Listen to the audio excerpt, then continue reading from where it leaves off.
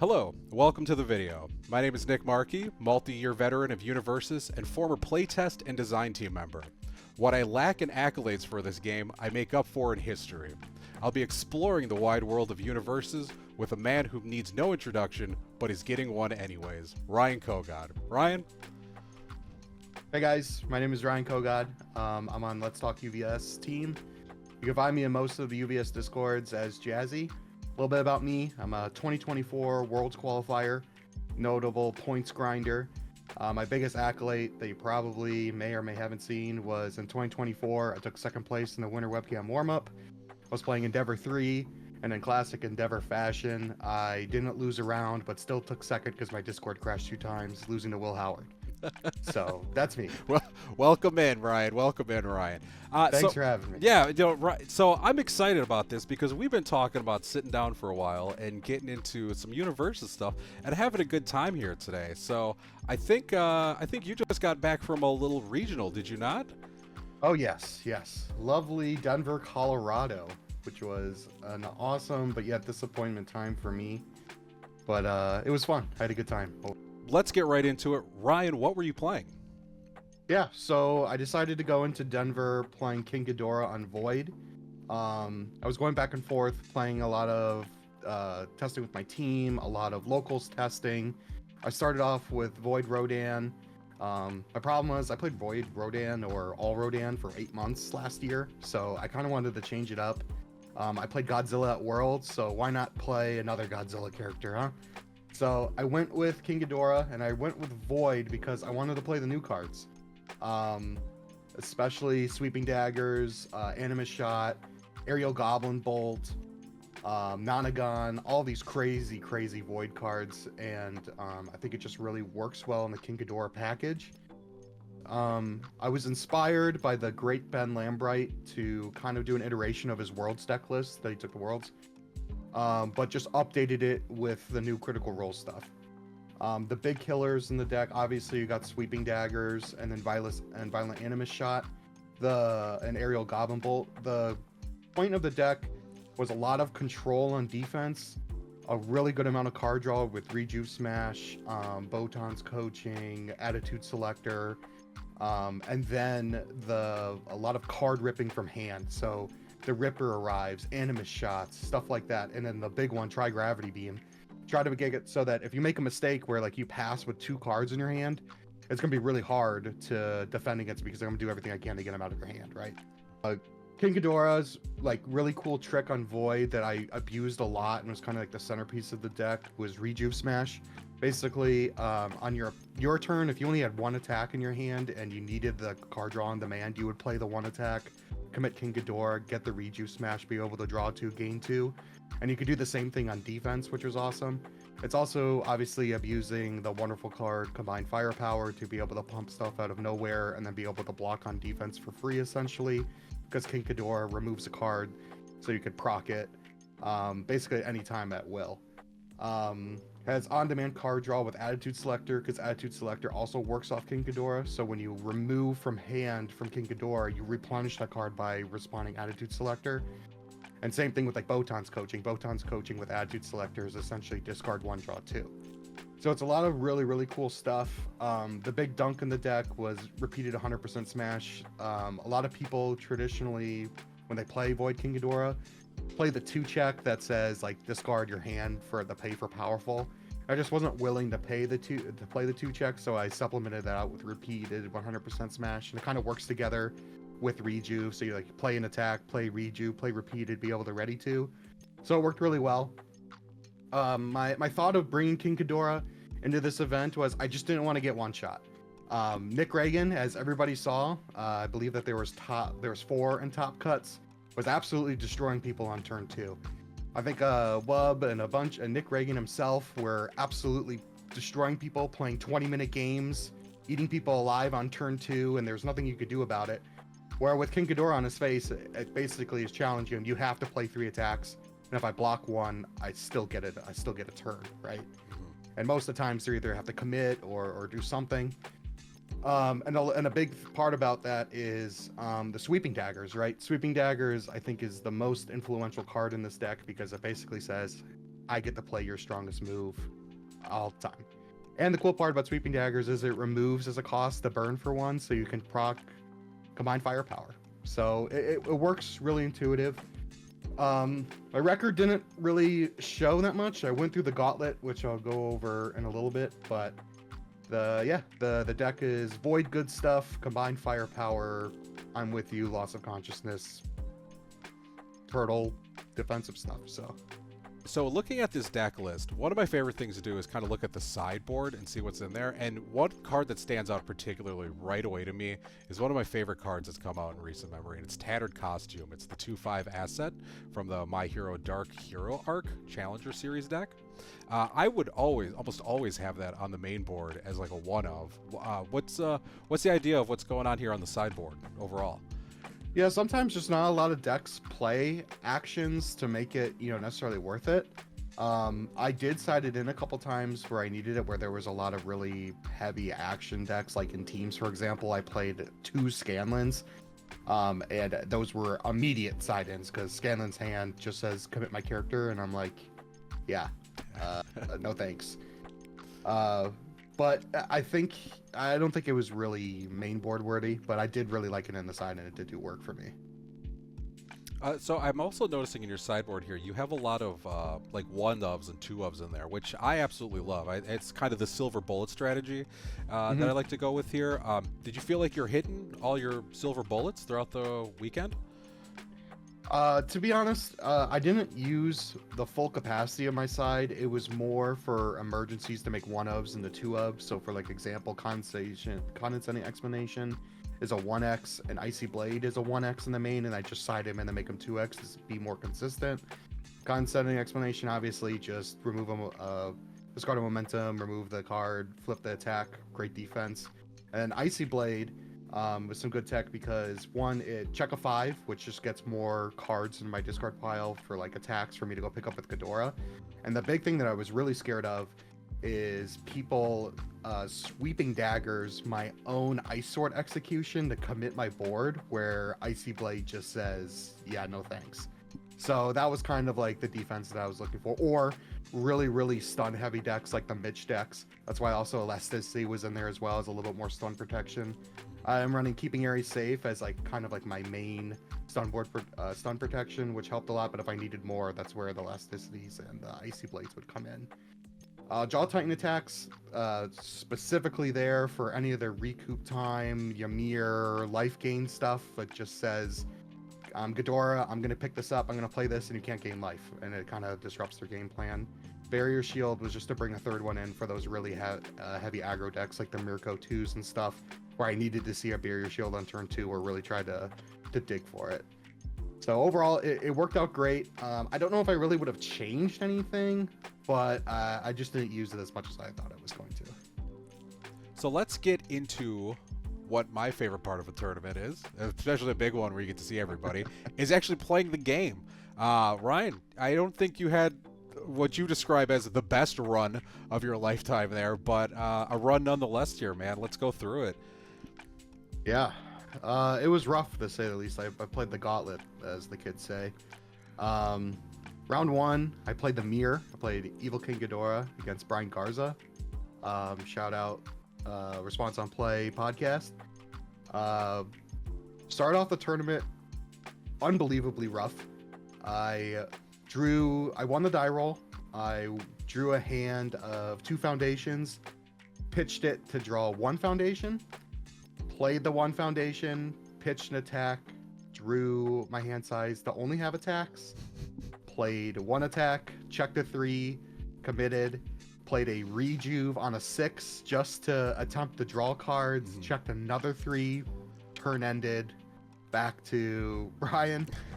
Brian poked me once or twice, came back to me, I played another cantrip attack, and then I think my 1 foundation was like +1 speed, and as soon as I used it, he did Guro's Dominance, destroy to destroy the 1 foundation I have, and I just looked at him and I was like, okay, let's go game 2. It was probably 7 minutes. I was about to say, I think you lasted longer than I would have in that situation. I was just trying to scrap, but I realized, I was like, we're playing the mirror, and these games take long enough, so might as well go to game 2. And then game 2, I was able to scrap it out. We played like a 50-round game, a 50-minute game, and I was able to go 1-1. So started off with a tie.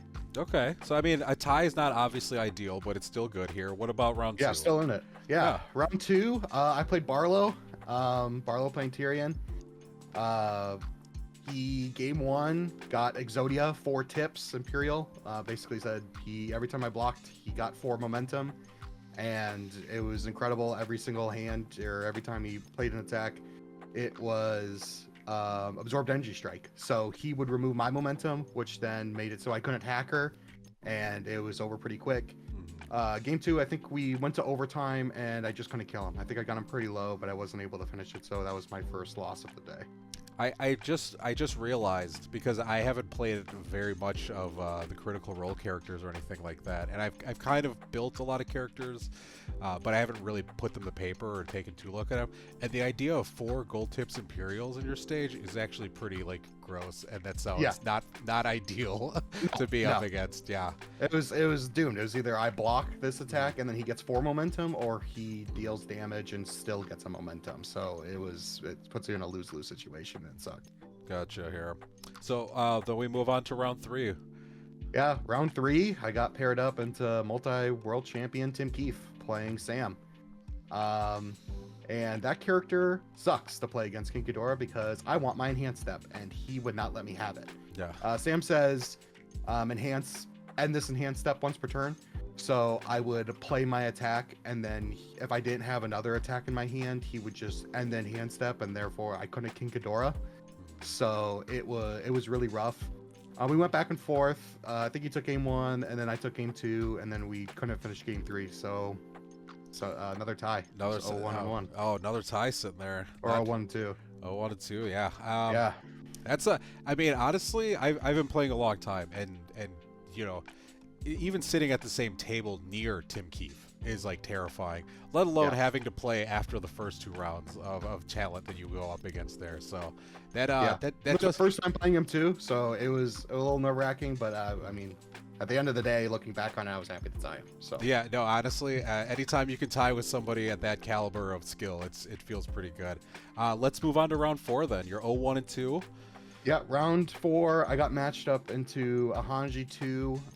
They kind of struggled to build, and I was able to take advantage of sweeping daggers. Both in game 1 and in game 2, I removed a Ravages of War.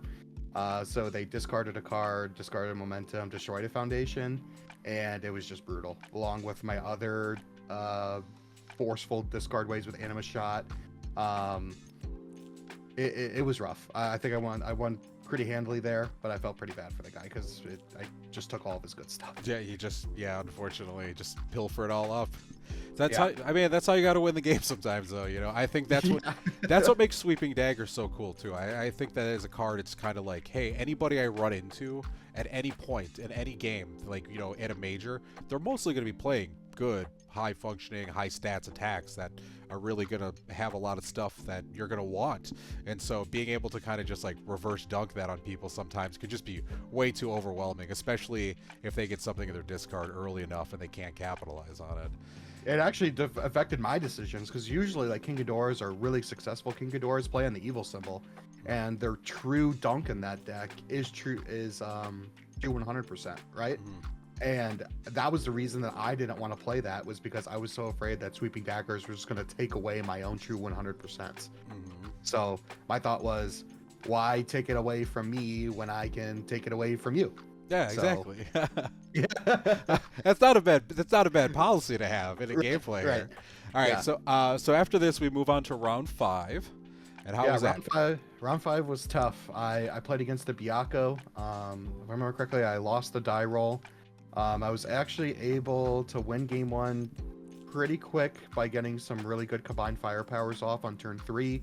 I think I sent an Anima Shot that was like 7 high for 20.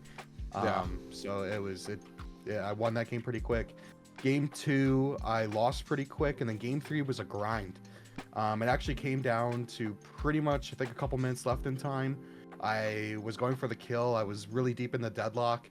My whole stage was flipped at this point, right? And I didn't have a tri-gravity beam left in my discard pile, so I had to play kind of naturally, and I got my last attack to pretty much lethal, or it was over lethal, and then he ref juried it, and I left him at 2. Oh, jeez. Yeah. And it passed back to him with a couple minutes left. He actually drew his hand size, had the cycle, and I counted through his cycle, and I remember what was played, and he had one of the card that says you must flip a card to block it. Yeah. And he was able to draw it, and I wasn't able to block it, and it was for 10, which was my last head. Oh. And yeah, and that was brutal. After that, I knew I was out. I wasn't sure if I was going to do top 32, so I ended up dropping there. But that was my Denver experience. It was rough. Yeah, that was rough. I mean, honestly, especially when you get to a point where, you know, in any game, you know, I've played a little bit of poker in my past here, and when you get one outer like that, you know, guys draw undead except one card, and they get it. It's just, it's heartbreaking sometimes. Yeah. So, and definitely, and you know, honestly, after the opening start, you have to go through the salvo that you take through rounds 1, 2, and 3. You know, sometimes it can burn you out, especially after just taking a heartbreaker like that. So, definitely. Yeah, overall, it was good, but I just knew the writing was on the wall at that point. I was 1, 2, and 2, right? Yeah. After 5, it was like, what am I supposed to do at that point? If I went on against the Bianco, there's a chance I could have got top 32, right? And I would have kept playing, but I was just drained at that point. Yeah, I think by round 5, if you have like 2 draws on it, it's just you're in win mode at that point, you know, kind of going forward. No, absolutely. So definitely understand. Well, you know, honestly, it sounds like it was a good event to be at the very least. And I'm sorry that the rounds didn't work out for you the way you wanted to. It was fun. Yeah, it was fun still. Yeah, and I think another cool thing about this is I've gone to tournaments and stuff like that, and I've played a fun deck that I really enjoyed, and I've gotten, you know, just absolutely smashed, and I had a great time because everybody you sit across from is just playing the same game as you and having a good time. So no, for sure. Yeah, I definitely feel you though on definitely getting out of there at that point. I would have been gone too. I would have been looking up pizza places probably at the start of game 2, if we're being honest. So one of the upsides, I guess, to doing bad and kind of getting out of the main event here is being able to play in side events and actually pop into lots of other fun stuff out there. Did you get into anything else while you were at the Denver Regional? Yeah, I play teams every time. I think it's probably one of the most fun side event for me. Boss battles was okay, but for teams, I teamed up with Sam Tate and Tam Cardwell. I played my Ghidorah. Tam played his 100-card Jester 1 list that was about backups and playing Harness and Death, which is really cool. And then Sam played Death Percy, which was basically just a combined firepower roll deck. So overall, I think we went 1 and 2. Me playing Ghidorah with those other 2 decks, I had to take all the crap. The hardest matchup, which was also funny, was Tam never won a die roll, so we always got the worst ones. Oh no! I always got the worst matchups. I ended up playing like 2 Scanlands, which was like the worst thing ever. Was against Scanlan hands against Ghidorah. I did okay, but overall it was just fun playing with them. They're great guys, and it was just a good time. Yeah, teams always sounds good. It sounds like Tam needs to practice rolling the die. Oh my god, I knew as soon as he was a team captain, and it was like, we're not winning any die rolls. Oh, There's no way. There's no way. we're gonna have to get Tam some cheater dice, some loaded ones, so he can get one for the team. There were times where we looked at each other, and I was like, man, I really need you to win this die roll because we cannot let you play this. You know, It was like.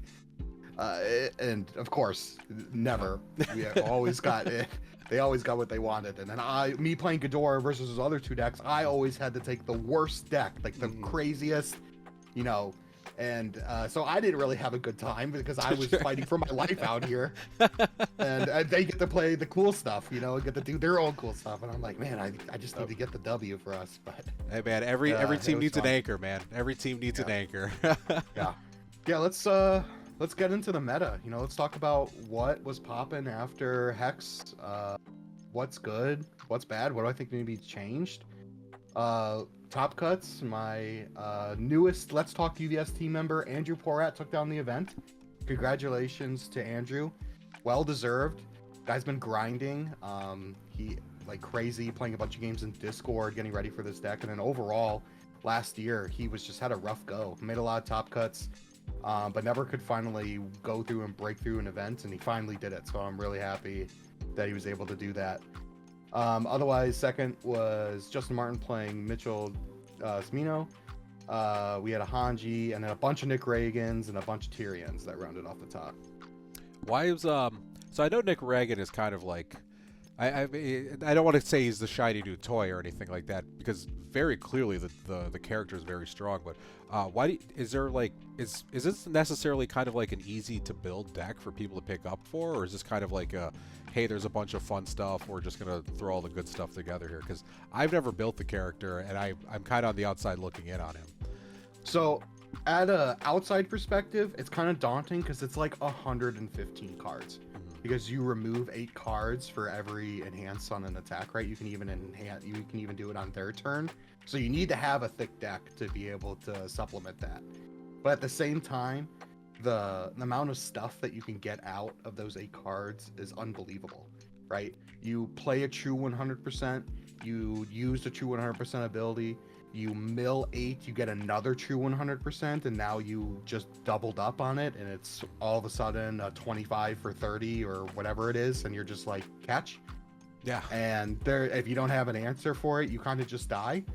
So it was rough. A lot, when I was walking around and hearing the chatter, a lot of the Nick Reagan's games, they were lasting maybe 20-30 minutes per round. So they were just mowing through people if somebody didn't have a good defensive board or like a barrier shield in hand on turn 2. Like, what are you supposed to do against that? That was kind of the reason why I was playing Kikadora, because I did not want that to happen to me. Yeah, it seems pretty terrifying when you take a look at the deck and you're just like, right away you're like, all right, why are you playing 50 cards more? And then you realize, you start to realize, and the gears kick, and you're like, oh, okay, you're gonna have access to so many good things out there. And it's just so overwhelming so early, which is it's scary. It's very, very scary. I've heard, and he has a ton of health on top of that too. So like, for you to turn around and try to turn to him, it's like basically says, okay, I did what I could. I don't know if I'm going to be able to block anything, but can you do 33 on turn 2 with 3, 4, 5 foundations? Let me see it. Right? Most people can, I imagine. Right. It's a bit tough here. My one thing that kind of popped up to me was, and maybe I just was like kind of sleeping on the character as I mentioned earlier, but Tyrion in the top 8, 2 decks, 1 off Order and 1 off Life. What's making this so good? Yeah, I actually lost to Barlow, so I saw this deck firsthand, and it assembles Exodia. That's the whole premise of it. You get 4 gold tips Imperial, you get a bunch of momentum, and once you have so much momentum, you can essentially get any asset that can get you out of any situation. Oh, you need a item box? Great. You need a team Dr. Ichigaki to cancel whatever they're going to do to your attack? Great, you got it. You need a Badgie to boost your damage and boost your speed? You got it. You need to suit it up to always have -1 speed when you're doing your own ability? You got it. It's crazy. It's a little bit slow to begin with, but also he relies, on his 31 health in the early game. But once he gets that board state established, it's extremely hard to deal with. Extremely, extremely hard to deal with. And then at the same time that he's controlling your speed and being able to reset your stuff, he has Bedazzled Helmblast that randomly has powerful 5 on it. So he gets all these momentum. Bedazzled Helmblast also has Blitz +1 speed for each asset in your stage. So he has 6 assets that gets +6 speed. He commits, a Badgie for +3 more, and then powerful 5 times for your life total. Catch. What are you supposed to do? So it's really, really, really tough.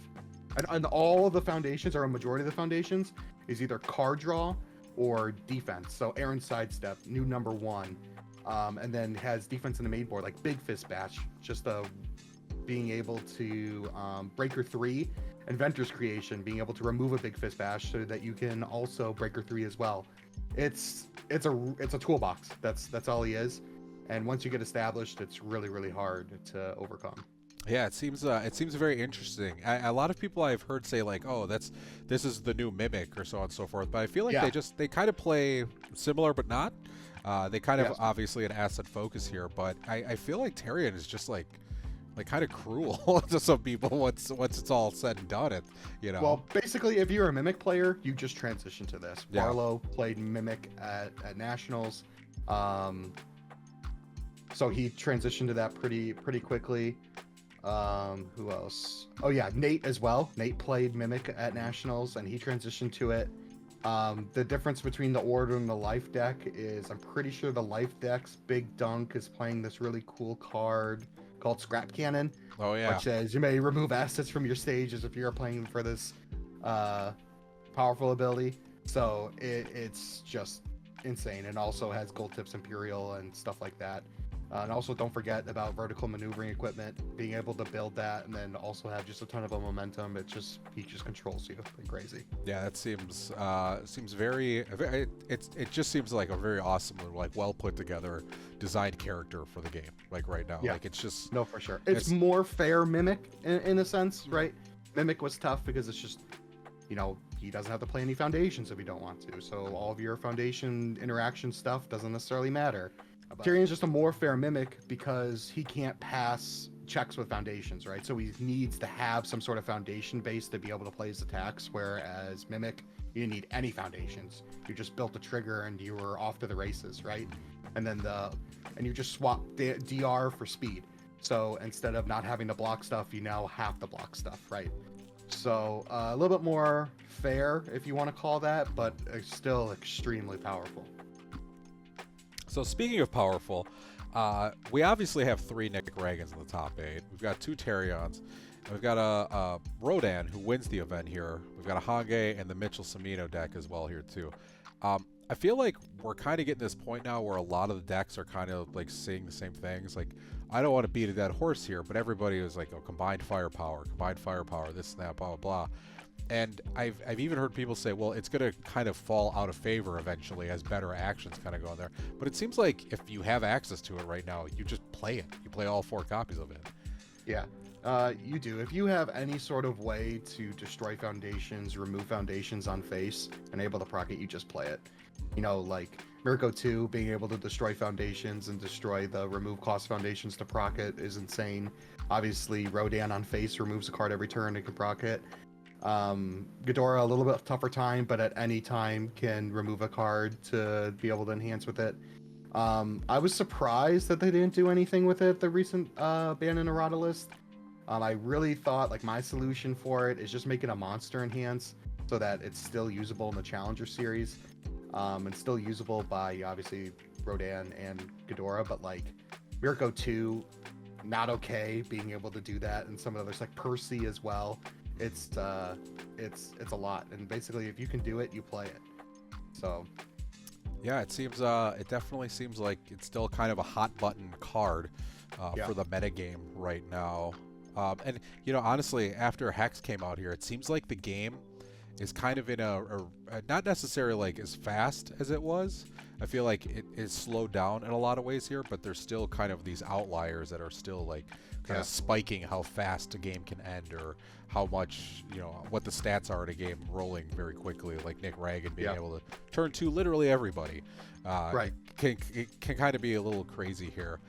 But I feel like it's just a lot of big stats, big speed, big number, try to catch. And I would honestly expect to see a lot more people playing speed reduction that can speed reset, or resets like referee jury. But it just seems like it might be just too overwhelming for the meta game right now. So the problem is basically the decks are challenging you to say, do you have it, right? You're playing 60, 65, 70, 75, 80 card decks, right? And you need to see this one card on turn 2. And that's all these decks are saying is, do you have the answer for it? If you don't, you're going to die. And it's really tough. It's, when you're getting your first hand, you have to make this decision of, oh, awesome, I have a 4-5 build potentially, but I don't have a reset. Do you pitch that hand? Are you looking for your barrier shield? Are you looking for that new #1 pro hero? Like, what do you do? So it's tough. It's really tough right now. Yeah, it seems. It also seems like I definitely I believe that there's kind of like a problematic life package that's kind of going around right now, but I'm Yeah. not seeing much any of it represented in the top 8 here. And is that just kind of an event type thing, or do you think that the power of the life decks are kind of going away post rotation? Yeah, the life package, I don't think it's going anywhere, but I just think that the Nick Reagan deck really gatekeeps it because a lot of the life recoup Immortal Shapeshifter decks are 7-handers, right? So if they die, they are really susceptible to dying on turn 2. Ymir wants to build their entire hand out, so if they keep 1 card or 2 cards in hand and they don't play a lot of resets or they don't see an item box, they're just going to die to Nick Reagan, you know? Same thing with like Elder Tagoro. You might be able to swap the stats, but if it's a true 100%, the stats are pretty much the same. So being able to swap it doesn't necessarily do anything. So I think they're still in the meta. I just think that Nick Reagan really gatekeeps it right now. I would also even say that like the life cards and everything, they may have been kind of stopgapped here, but that life package, if you're not somebody who plays at like a major event, you only play like locals or like big local events in your area, you're still gonna have to see it. You know, like I don't think this particular tournament is telling of what everybody's gonna be playing around the world. You know, I think that still being able to just gain and use recuperation time and Immortal Shapeshifter, and then suddenly, you know, you got to hit me 3, 4, 5 more times because of how much total life I'm able to gain over turn. Like, it gets pretty out of hand. I really like Ymir as a character too, which is why I was kind of like, oh, not top 8, okay, whatever. You know, like that's kind of a bummer, but I still think the life package is still very, very good. I don't know if I would change anything out of the life package. I see a lot of discussion about banning things, banning all sorts of the pieces. Honestly, every single card can have an argument for it, but I don't know. I feel like it's fine-ish right now. Until it's not, right? Yeah, it's fine. It's fine until it's not. It's fine until we're a game, not a fighting game, and we're just a life gaining. Yeah, it's fine simulation. until somebody's looking at you with 4 recoup times or 3 Immortal Shapeshifters and just says, I'm going to DR your attack to 0 and then at the same time gain 5 health, you know? So yeah, you're eventually just like, at that point, you just snuff them completely out of the game. Like, you can have an enhanced step, but your damage is meaningless, and so it does get a little absurd there. And I do think that is something that people should still look out for, but, you know, I was kind of taken aback at nothing in the top 8, but the Nick Reagan kind of running everybody over, honestly, I think that makes a lot of sense. So one thing that I'm really excited about are all these like new IPs and everything that's kind of coming to the game, and like all these anime licenses have been super cool, but one thing that's coming back that's really grabbed me is Street Fighter 6. One of the earliest licenses for this game in its history was Street Fighter, and that's really honestly what hooked me in. I was like, I could play Street Fighter like as a card game. Like, okay, deal, awesome. I'm bad at Street Fighter in the first place, but I have a chance here, so I love that. You know, it was so cool, and it's been gone for a while, honestly. And I didn't play any retro. I skipped the entire format for the most part, so I never got a chance to play the new cool stuff. So I'm really, really excited for Street Fighter 6. I'm really excited for Teenage Mutant Ninja Turtles. That is something that kind of like completely came out of nowhere. Turtles was like my life as a kid. I had Turtles I had a Turtles toothbrush, I had Turtles backpack, I had Turtles lunchbox. Oh man, I wanted nothing more in my life. Wait for the chromes. Wait for the chromes. The Teenage Mutant Ninja Turtle chromes are gonna be insane. It's gonna be like chrome hunting for the first time for me, because I'm just so excited to see what happens in there. And I literally, you give me any of the Turtles, I'm in, 100% here. You know. Yeah. So I'm really, really, really looking forward to Street Fighter 6 and Teenage Mutant Ninja Turtles on the horizon. I honestly cannot wait for them. Yeah, I'm excited for them as well. I'm not too much IP based. I love most of them, but none of the IPs like push me one way or the other. One thing I'm excited for Street Fighter is let's get the punch package back in the game. Yeah. The punch and the kicks, like the MHA set 1 stuff, you know. Let's get those cards back in the game. Those were so much fun. I mean, I was me and you were Mirio abusers at one point in time, you know. A little bit, yeah. So, you know. I mean, if anybody wants to reprint the good or all punch package, I mean, by all means, at UVS Games, please do so. I would absolutely love to have it back in the wheelhouse. Oh my god, bring Funny Punch back. I'm all for it. Give me text to Smash. All right. Well, all right. Maybe not. Yeah. Let's- I mean, you might be getting ahead of yourself, but Yeah. I mean, if it's back, Yeah. I won't complain. I mean, I'll have fun. Other people may not, but I'll have fun with it. when I'm doing it, I'll hate to see it when I'm not playing it. You know. Exactly. Please don't sweeping dagger it. Please don't sweeping dagger. What about you? What do you got? What's grabbing you? Anything popping out? Coming up later this year? Guilty Gear, maybe? The big one that I'm really focusing on is the Albuquerque Regional. Personally, I'm not going to that one. I am skipping it, but it is really, really tight. AOT 3 comes out May 16th. Okay. Albuquerque Regional is May 17th. Oh. And as of right now, everything is pointing that AOT 3 is going to be legal for that regional. Interesting. So if you're not like pre-releasing a bunch of cards right away, that's something I haven't like really, as somebody who's not traveling currently to play the game, that's something that never even popped into my mind at all. Right there is that you'd have players might have only one day to kind of prepare for this. Yeah, if you don't have a strong LGS that will either sell to you a little bit early or be able to get a ton of pre-release kits just to be able to supplement the cards that you need, you're going to potentially be walking into this regional completely blind. You don't know what's going to be meta. You're possibly going to not know some card interactions that somebody's going to be able to figure out. There's going to be a good amount of decks that are probably just going to be all pre-AOT 3. They're going to have none of those cards, and it's going to be the same meta right now kind of going into that regional. And I think it's weird because I think there's going to be a sneaky advantage to those players that are going to be, one, have access to those cards, and two, being able to put in the work to be able to find these crazy combos and have an advantage going into the regional. I think the set being spoiled for sure ahead of time, it will definitely help everybody kind of get a little bit of equal footing ground there in that regard. But I mean, you're 100% correct. If you don't have an LGS that's going to do multiple pre-releases, or you can't get product on pre-release day for one reason or another, if you're going to this event, it could be a little scary in terms of it. Yeah, there's going to be a lot of card reading.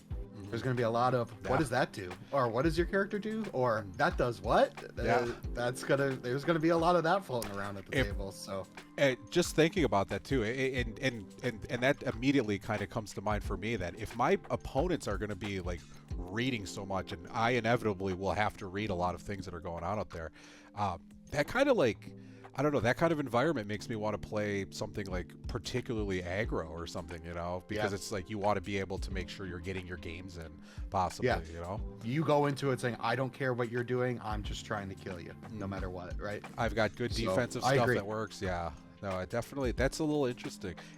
There was very, very, very back in the day, Matt Coles, one of the first Universus UFS champions, he built his deck out of the cards he just simply had available to him. So there were like there was things that were just like one-ofs because that's all he had available to him for the deck. And he won Worlds. So it's I'm very, if things gets changed and they say AOT 3 isn't going to be legal for the regional, that's totally fine. I think that's totally fine and understandable because of the way the timing works out. But if they say AOT 3 is not legal, or is completely legal for the regional, kind of good luck to you. I am excited for that as well, because I want to see the chaos of all these really high-level players just scrambling to put together these cool combos and everything they have, and watching these people were like, I only opened 2, so I only have 2, good luck to me, and watching those people, that's how you get the Cinderella run, I think, that's how you really start to buy in. You find the sauce, and you just and you rock with it. The one thing that I hope for is 2 things. One, I hope that UVS Games comes out with just an official statement, if they haven't already. If they have by this time the videos came out, I'm sorry, but saying that it is legal or it's not legal. And 2, please speed up the reveal season. Don't drag it for a month and a half. Let's get all the cards out in a week so that these people know what it is. I feel like last time during Hex, we didn't see the secret rares till like a week before like the set came out, you know. So there wasn't a lot of time to get these cards in the UVS, in the TTS to start testing with them. You know, me coming from the competitive side, that's what I want these reveals for. So I want these cards on UVS Ultra, and I want them in TTS so I can start playing with them. I think we're also very much still a player's game, and so I think that's got to be real important here too. I understand that you want to hype and kind of drag things out so you have social media posts, a little inside baseball here, but you also want to make sure that the people who are consistently going to every single one of your large events and who are playing at all of your LGS locals and helping support the game and push everything like that, you want to make sure that they're also being taken care of. And I think shortening that reveal season up to, or that reveal time to like 2 weeks, not ideal, but it's still a great amount of time to get all the things out there. I definitely agree with, especially if they rule that we're just gonna go major time one day after a set drops, So it'll be kind of interesting to see how that works out. Yeah, no, for sure.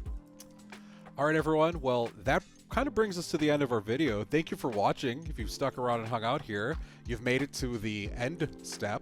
And today in the end step, Ryan's going to be showing us a nice, super cool 2-card combo that when he explained it to me, it's a lot of fun because, you get to combo, and who doesn't like combo? Yeah. So, So, yeah, I'll leave you guys up with this. 2 cards, Big Fist Bash and vertical maneuvering equipment. The cool thing about this is Big Fist Bash does not specifically say printed mid attack.